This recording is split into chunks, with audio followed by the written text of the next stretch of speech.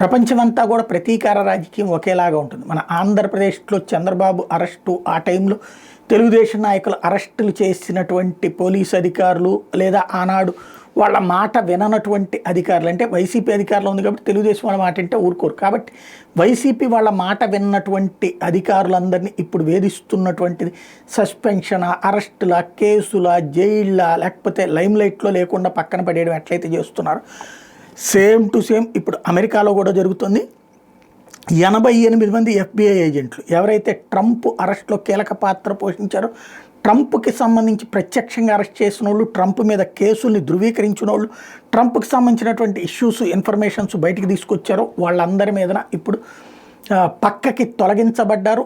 FBI ఏదైతే వాళ్ళకి సంబంధించిన ఫెడరల్ బ్యూరో ఆఫ్ ఇన్వెస్టిగేషన్ అత్యంత ముఖ్యమైనది, మన CBI లాంటిది, వాళ్ళనే పక్కన పెట్టి అలాంటి ఏజెంట్లనే ఏడిపిస్తున్నారు అక్కడ.